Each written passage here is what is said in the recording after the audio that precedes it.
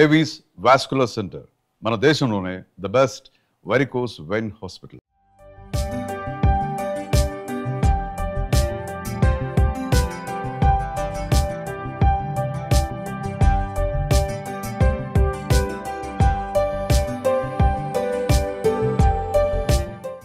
నమస్తే రమగారు. నమస్తే జయ. రమగారు, మనము దసరా స్పెషల్ నైవేద్యాలు చేస్తూ ఉన్నాం. ఇప్పుడు ఏం చూపించబోతున్నాం? కట్టు పొంగల్ చూపిద్దాం. ఓకే అండి. ఈ కట్టు పొంగల్ అంటే మిరియం పొంగల్ అంటారు, పప్పు పొంగల్ అంటారు.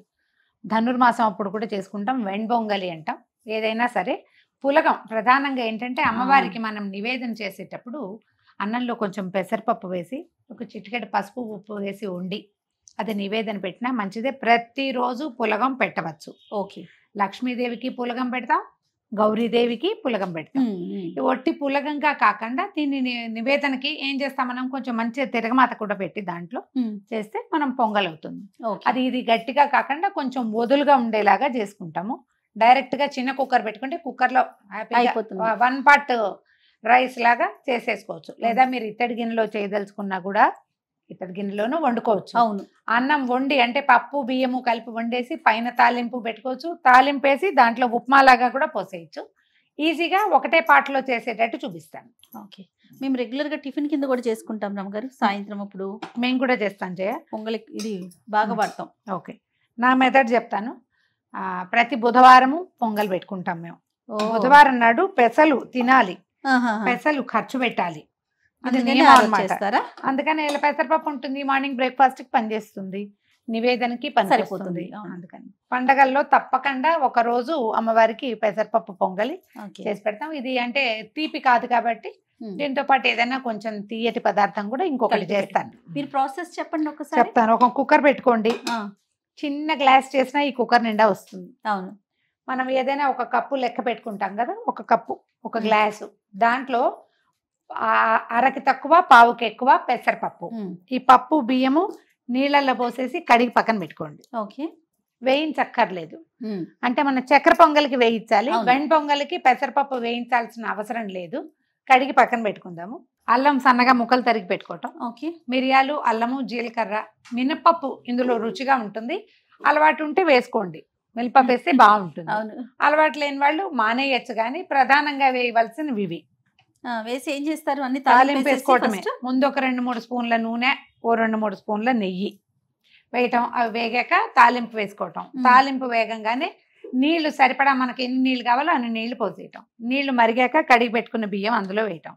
సరిపడా ఉప్పు వేయటం, మూత పెట్టడం. ఇందులో పాలు పోసుకుంటారు కొంతమంది. బాగా వస్తుంది అన్నం, భలే రుచిగా కుదురుతుంది. ఈ కుక్కర్ తోటి ఒక తలకాయ నొప్పి ఏంటంటే అందరు పాలు పోసామంటే అన్ని పొంగి ఇల్లు వాకిలి ఏకం పాకం అవుతుంది. పాలు మీరు కూడా పోస్తారా రమ్మగారు? అప్పుడప్పుడు ఇతర గిన్నెతో టేస్ట్ మారుతుందా? రుచిగా ఉంటుంది, ఇంకా కమ్మగా ఉంటుంది. వినలేదండి. వస్తారు అంటే మనం ఉప్పు వేస్తాంగా విరిగిపోతుందని మీకు అనుమానం వస్తుంది. ఏమీ విరగదు, బ్రహ్మాండంగా ఉంటుంది. ఓకే. నూనె నెయ్యి వేసుకుంటే బాగుంటుంది. ఓ 2 స్పూన్ల నెయ్యి మనం చివరికి కూడా వేసుకోవచ్చు. నూనె వేసాను మొదట. ఓకే. మిరియాలు ఇవ్వు, ఇది నూనెగా అయిపోయింది. ఓకే అండి. ఓకే.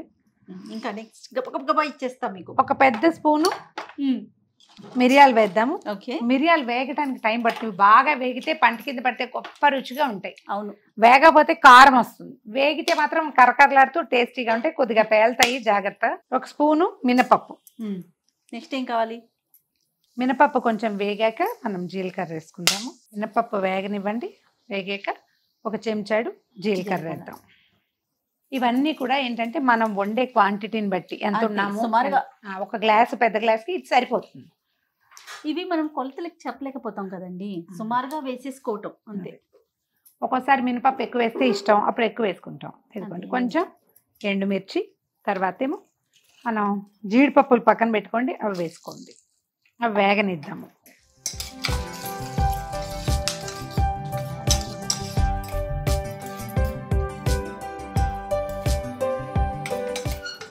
ఇవి ఒక్క రవ్వ ముదురు వేపు వస్తేనే బాగుంటుంది. తర్వాత అల్లం సన్నగా ముక్కలు తరిగి పెట్టాం, ఇవి వేసేసుకుంటాం. ఇంగువ ఒక చిన్న స్పూన్ ఇంగు పడుతుంది. మొహమాట పడకుండా వేసేయండి. అల్లం ఇంగు దగ్గర అస్సలు మొహమాటం పనికిరాదు. తర్వాత శుభ్రంగా కడిగి పెట్టుకున్న కరివేపాకు. ఇప్పుడు నీళ్ళు ఇచ్చేసే నీళ్లు కొలిచి పెట్టుకోండి. మనం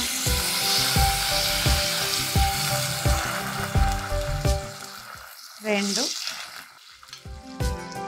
3 4 5 6 బియ్యం కొలత మనం ఏ కప్తో బియ్యం పెట్టుకున్నాము, ఏ గ్లాస్తో పెట్టాము దానికి 6 గ్లాసులు నీళ్లు తెరలగాగనివ్వాలి. ఈ లోపల ఏం చేద్దామంటే సరిపడా ఉప్పు వేసి తెరలేక కడిగి పెట్టుకున్న బియ్యము పెసరపప్పు ఇందులో వేయటము, ఒక స్పూను నెయ్యి వేసి మూత పెట్టేయటమే. తెరులుతున్నాయి చూడు నీళ్ళు. ఒకవేళ ఈ పొంగలి మనకి గట్టిగా కావాలి అంటే గరిటతో ఇట్లా పెట్టుకునేదాకా లూజ్గా పనికిరాదు అనుకుంటే నీళ్లు తగ్గించుకుంటే సరిపోతుంది. అది మన బియ్యాన్ని బట్టి కూడా. మరి పాత బియ్యం అనుకో నీళ్ళు ఎక్కువ పడతాయి. అవును.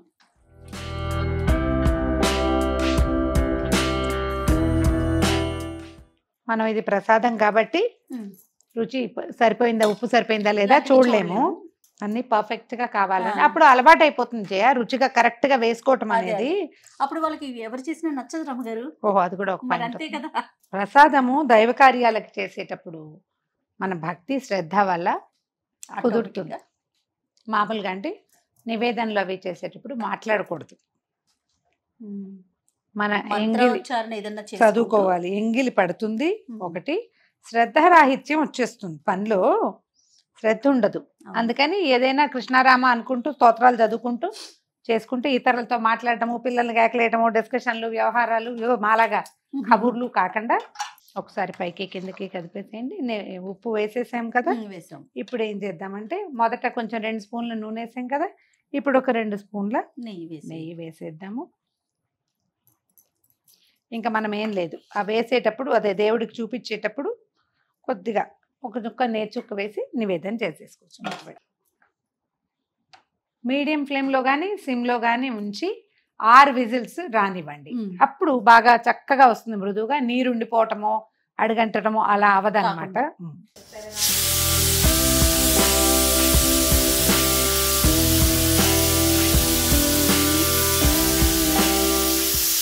కుక్కర్ చల్లారిపోయింది చూడు, ఇదిగో వచ్చేస్తుంది.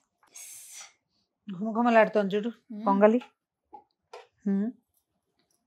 దీంట్లో ఇంకా మనం వేసేది ఏం లేదు. అవునండి. చక్కగా కాస్త నెయ్యేసి, అంత లూజ్గా ఏం లేదు జయ. చూసావా, బియ్యం పాత బియ్యం అవటం వల్ల నీళ్ళని ఎలా తాగేస్తుంది. అదే ఓ బౌల్లో పెట్టుకుందాము.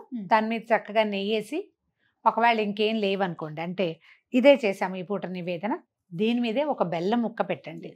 పెట్టడం నీళ్ళు చల్లి అమ్మవారికి చూపించేసాను. పెట్టి బౌల్లో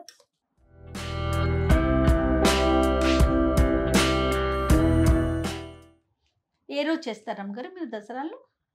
ఇది ఒక రోజు లెక్క ఉంటుంది జయ. మామూలుగా ఈ అన్ని రోజులు కూడా మనం పులగం చేసి పెట్టచ్చు అమ్మవారికి. ఫలానా రోజు అని ఈ పొంగల్తో పాటు దీంతో ఇంకొక తీపి పదార్థం కూడా చేయాల్సి వస్తుంది. కాబట్టి ఏ రోజును చేసుకున్నా దీనికి ఇదేం లేదు. కొన్ని దేవాలయాల్లో ఫలానా రోజు పెసరపప్పు పొంగలి అన్న నియమం ఉంటుంది, ఉన్నది చెప్తారు చెప్పబడితే మనం అవతారాలు చెప్పుకున్నప్పుడు చెప్దాం. అది ఘుమఘుమలాడే కట్టు పొంగలి, కమ్మని కట్టు పొంగలి, కట్టు పొంగలి, మిరియం పొంగలి, పెసరపప్పు పొంగలి, వెండి పొంగలి, ఇష్టం ఏదైనా సరే ప్రతిరోజు కూడా ఇది చేసి పెట్టుకోవచ్చు. మిగతా ఏ నైవేద్యం చేసినా దాంతో పాటు పులగం లాగానో లేకపోతే ఇట్లాగా తిరగమాత పెట్టుకుని కొంచెం గుమగుమలాడేలాగా చేసుకొని నివేదన చేసుకోవచ్చు. మీ అవకాశాన్ని బట్టి చేసుకోండి. నెయ్యి నూనె ఒకేసారి వేసేసుకుంటే చూడండి అన్నం చక్కగా కనపడుతుంది, బాగుంటుంది రుచిగా. సో ప్రేక్షకులందరికీ మరొకసారి దసరా శుభాకాంక్షలు.